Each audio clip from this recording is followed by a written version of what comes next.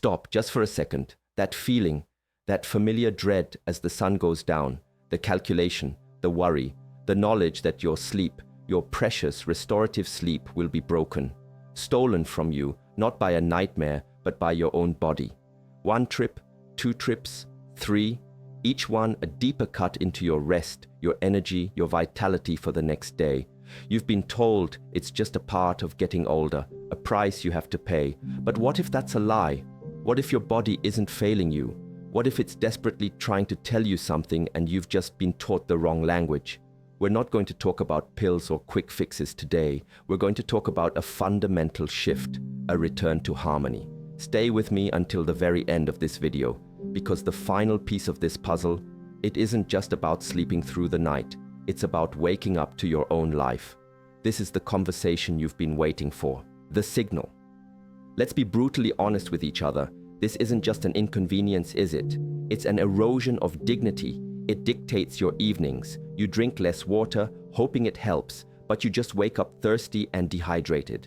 It makes you think twice about long car rides, about going to the theater, about visiting family. It plants a seed of doubt in your mind about your own body's reliability. This condition, this thing they call nocturia, feels like a betrayal.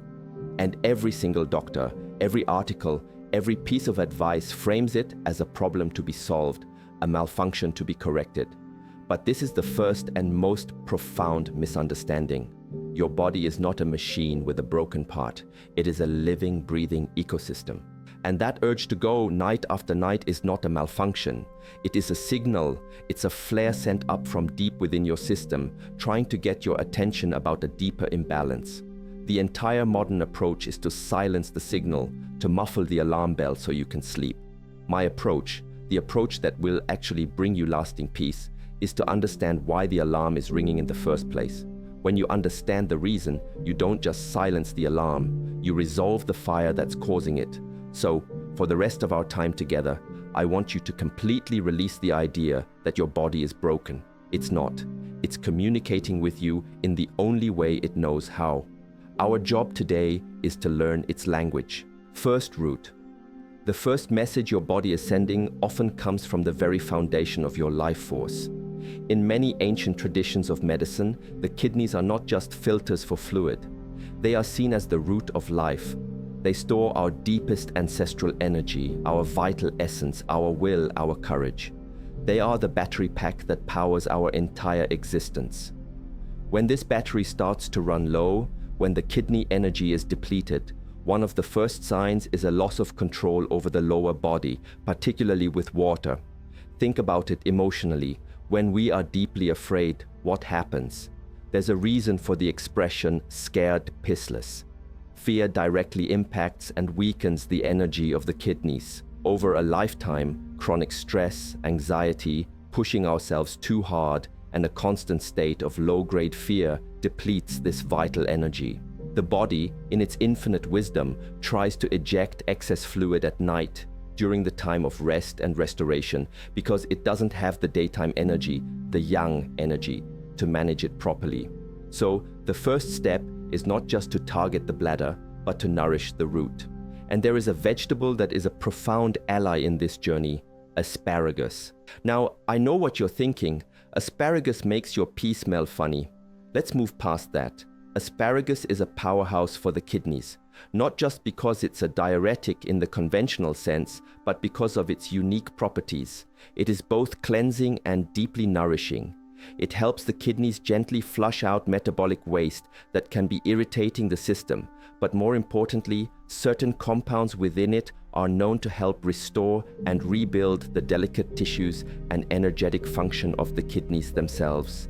Think of it not as forcing water out, but as lovingly helping your kidneys do their job better. It cools inflammation, it soothes the urinary tract, and on an energetic level, it helps to replenish that deep foundational water energy that governs your entire system. This isn't about eating a mountain of asparagus once and hoping for a miracle. This is about inviting this powerful plant into your life consistently, steamed lightly, roasted with a little olive oil. Think of each bite as a direct deposit into your body's foundational energy account. You are not just eating a vegetable, you are rebuilding your root. You are telling your body, I hear you, I understand you are tired. Here is strength, here is nourishment, let's rebuild together. This simple act shifts you from being a victim of your symptoms to an active participant in your own deep healing. Second harmony. If the kidneys are the root, our digestive system, what ancient medicine calls the spleen and stomach, is the earth. It's what transforms the food we eat into the energy and blood we live on. It governs transformation and transportation within the body. When this system is weak, it can't properly manage the fluids we consume. Instead of transforming them into useful energy, it allows them to accumulate in the body as something called dampness. Dampness is exactly what it sounds like. It's a heavy, sluggish, bog-like quality that weighs you down. It can manifest as bloating, foggy-headedness, heavy limbs, and you guessed it, an inability to manage fluid, leading to the body trying to expel it at night. The signal here is one of overwhelm. The body is saying, I can't process everything, I am bogged down. To resolve this, we don't need to force more out. We need to strengthen the system responsible for managing it in the first place. We need to bring harmony back to the digestive earth.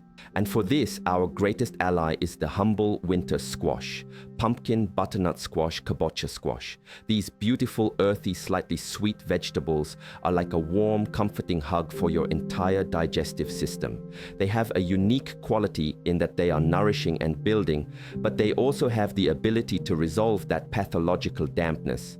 Unlike a raw, cold salad, which can put out the digestive fire, cooked squash is warming and easy to digest. It strengthens the spleen's energy, helping it regain its power to transform food and fluids properly. When your digestive system is harmonized, it stops creating the excess dampness that burdens the kidneys and bladder at night. It's a beautiful synergy. By nourishing the earth, you protect the root. Roasting butternut squash until it's caramelized and sweet, making a warm pumpkin soup. These aren't just meals, they are medicine. They are a conscious act of telling your body, I will not overwhelm you anymore. I will give you the warm, nourishing energy you need to find your balance. Can you see the shift? We are moving from fighting symptoms to cultivating a resilient, harmonious internal ecosystem. You are becoming the gardener of your own inner world, and by tending to the soil, you ensure the entire garden thrives. Third, fire. There is a third critical element at play here, and it's the one most often ignored. It's the connection between your heart and your kidneys. In the language of energetics, the heart is the seat of fire. It governs our mind, our spirit, what's called the Shen, and our sleep. The kidneys, as we've discussed, are the seat of water. For deep, peaceful sleep to occur, there must be a perfect communication, a perfect balance between fire and water. The fire of the heart must descend to warm the water of the kidneys, and the water of the kidneys must ascend to cool and calm the fire of the heart. When this connection is broken, often by emotional stress, anxiety, or unresolved grief, the heart fire blazes upwards. This is what gives you that feeling of anxiety at night. A racing mind, palpitations, or just a general sense of unease that prevents you from dropping into deep sleep. This untethered fire can also agitate the entire system, contributing to inflammation and irritating the bladder, waking you up. The signal here is one of agitation, of a spirit that cannot rest. To help bridge this gap and calm the fire, we turn to a surprisingly potent vegetable, celery. Now, most people think of celery as diet food, as water and fiber, but it is so much more. Celery has a powerful cooling and calming effect on the entire system, especially the liver and heart. It helps to clear that excess, agitating heat that is flaring up and disturbing your sleep. Drinking a small amount of fresh celery juice in the late afternoon, or even just eating a few stalks, can have a profound effect on calming your nervous system before bed. It doesn't sedate you like a sleeping pill. Instead, it helps to put out the internal fire. It helps to re-establish that crucial heart-kidney connection. Think of it as a cooling stream that allows the fire of your mind to settle, your spirit to anchor, and your body to finally feel safe enough to enter a state of deep, uninterrupted rest. When the heart is calm, it no longer agitates the bladder. When the fire is contained, the water can be still. By combining this with the root-nourishing power of asparagus and the earth-harmonizing nature of squash, you are addressing the issue from every conceivable angle. You are nourishing the foundation, harmonizing the middle, and calming the top. You are treating your body not as a collection of parts, but as the intelligent, interconnected whole that it is. The real secret, we've talked about 3 vegetables: asparagus, winter squash, celery, and it would be easy to end this here and have you just go add these to your grocery list. But you and I both know the truth is deeper than that. These plants are your allies. They are powerful tools, but they are not the secret. The real secret, the key that unlocks the entire kingdom of your own health, is the shift in consciousness that we have been cultivating for the last few minutes. The secret is that you stopped seeing your body as your enemy. You stopped seeing this symptom as a curse. You started to see it as a communication, as a sacred dialogue. The real healing doesn't happen when you eat the asparagus. It happens in the moment you decide to eat it with the intention of nourishing your roots. The healing happens when you prepare that squash with love, knowing you are bringing harmony to your inner earth. The healing happens when you chew that celery and feel it cooling the frantic fire in your mind. The secret is listening. It's paying attention. How do you feel after you eat these foods? How does your sleep change? What are the other signals your body is sending you? Maybe it's not just about the urination. Maybe it's about the chronic stress from your job that's depleting your kidneys. Maybe it's about the unresolved grief that's keeping your heart fire raging. These vegetables, these allies, they open a door. They quiet the noise just enough for you to hear the deeper whispers of your soul. This journey isn't about finding a magic bullet to stop you from peeing at night. It's about embarking on a path of radical self-respect. It's about treating your body with the reverence you would give to a sacred temple, because that is what it is. It has carried you through every moment of your life. It is doing its absolute best with the resources you give it to keep you safe and balanced. The problem has never been your body. The problem has been our disconnection from it. And this symptom, this nightly inconvenience, is the unlikely gift that is inviting you back home. It's the catalyst for a reunion with your own physical self. So I want you to hear this, really hear this in your bones. The goal was never just to sleep through the night. That's thinking too small. That's like climbing a great mountain just to have a picnic at the base. The true purpose of this journey, the reason you are still watching this right now, is so much bigger.